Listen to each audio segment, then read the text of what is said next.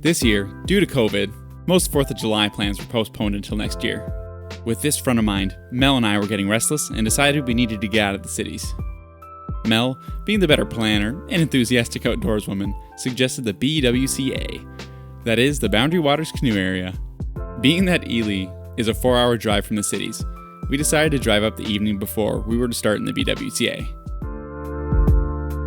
Instead of paying upwards of $120 to sleep in a hotel, we decided to stop by Bearhead State Park. I don't know. Stop one. Where are we? Bearhead Lake State Park. Mm-hmm. And come back to me. There's crazy horseflies. So, I thought they were bees. No, they're huge. I was freaking out. We're sleeping in style for one night and one night only. On the menu for tonight, stroganoff in sauce.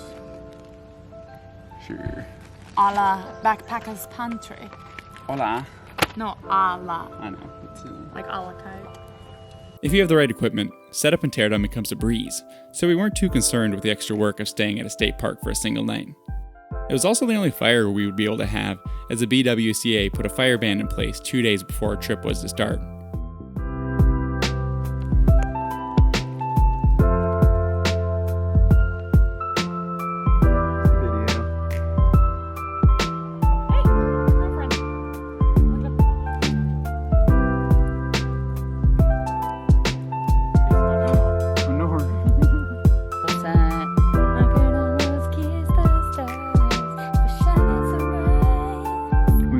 After a delightful dinner and a couple s'mores, we put out the fire and got some sleep before a big day of paddling.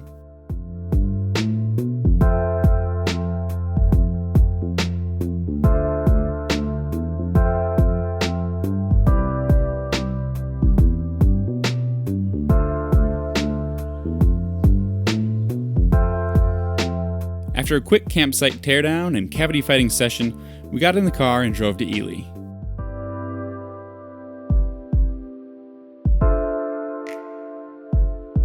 Before we got to our outfitter, our number one priority was coffee and something to eat. We donned our masks and got the goods. Next stop was the outfitter. We decided to go through Ely Outfitting Company.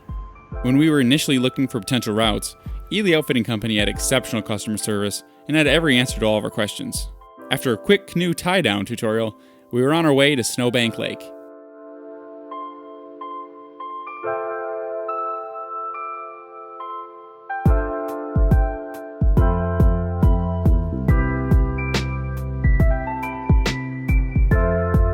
It was a perfect day, sun was shining, slight breeze, and we were ready. Checklists were all double checked, so all we had to do was unload our gear and get started.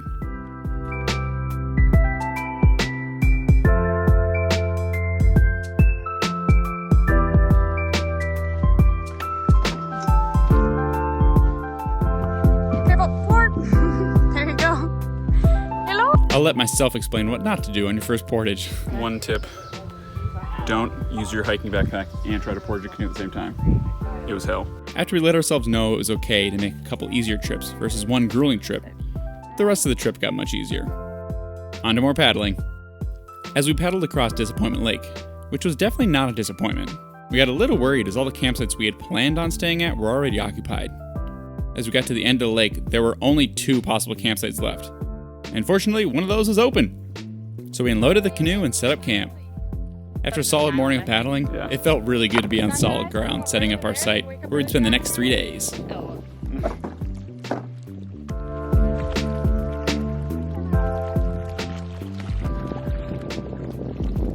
Pax, we brought the canoe right up this.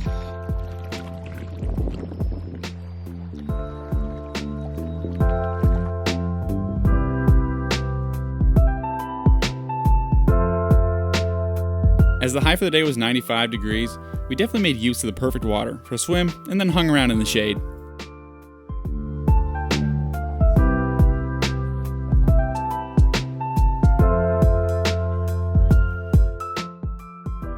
Time for a quick tour of our campsite. Here's our kitchen. Little table. Got a nice view of the sunset. There's our little swimming hole over there. Here is the real kitchen that we can't use because of the fire ban. A little clothesline to dry our clothes. The pot tea is way up there. We've got our little hammock center. We read in there all day today. That was great. Our tent. And sunset. And there's Mr. Mark coming back with some water. Water for the filter. For dinner. Very nice. Here's our canoe. Once to turn it over. Down that way is our little swimming hole. Pretty view of the sunset. On the menu tonight, we have Three Sisters stew. yes, and oh, let me find my favorite one. This one. She loves chewing on little pool toys. I love that. I also have another favorite in here. Oh yeah, yep. 2 of hearts. That's, Wait, let me get in here. That's Wait. the winner. 2 of hearts, steal my heart. Why don't you, Fiona? Amazing.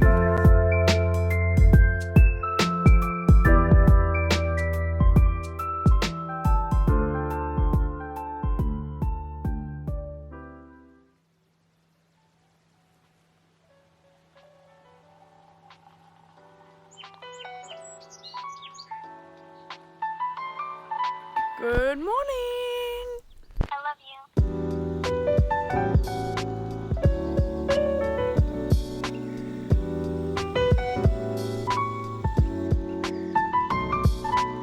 The plan for today was 1, wake up, 2, eat breakfast, and 3, do a day trip to Canon Falls. To get to our campsite, we had 1 longer portage, but to get to the falls, we were going to have to do 4 portages. These 4 were going to be a lot shorter than the one from the previous day, so I was pretty excited. Portage number 1 of the day. Mark thought it was a good idea to get the canoe on him in the water. Well, like, show him the scenery. Here's our rocks. That's where we're headed. Here he goes. Easy. Can he do it? Easy. All right. That was the only thing. Okay, I'm good. The canoeing highlight of the weekend happened when a loon sitting about 10 feet away from us swam directly under our canoe. In the crystal clear water, it was pretty incredible to see. Didn't get that on video, unfortunately. After arriving at the final portage, we had a quick hike and found ourselves at Canon Falls.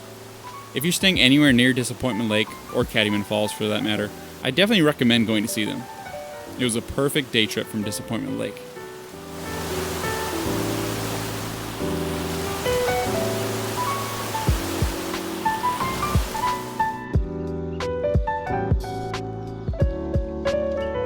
Oh shit. I have mine in the bag. We can let that dry out. A quick paddle back and we were starved, ready to lounge and do some reading in our hammocks. What's on the menu for lunch? Wraps. Turkey, pesto, spinach, cheese wraps. And some And? guac and chips. Guac and chips. And biting flies. And my advice for dessert. Sweet. We fished. Not gonna lie, it was pretty difficult to read in a hammock. Not because of the reading angle or bugs, but because I kept falling asleep. Oops. After waking up from my 4th nap, I noticed the sky was looking a little dark, so we made some dinner and got the campsite ready for rain. We got done just in time and spent the rest of the evening reading to the sound of rain hitting the tent.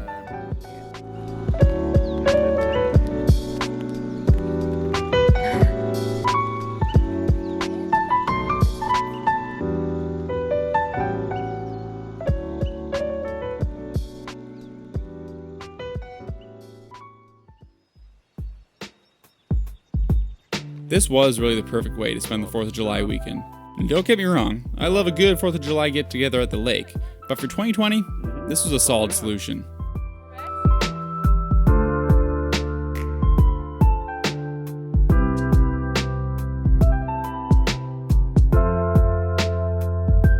As we packed our things, I had mixed emotions. On one hand, it would be really nice to crawl into a nice soft bed that night, but on the other hand, I was going to miss the simplicity and calm of the Boundary Waters. Lying in a hammock while listening to loons versus the commotion of weekend traffic.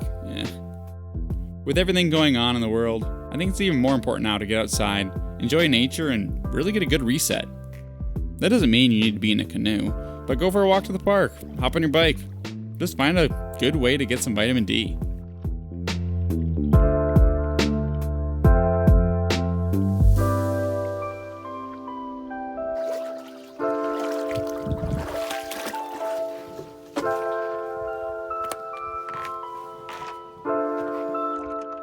Well, I won't bore you with any more video of us in the car, but we did get some DQ on the way home and it was pretty incredible.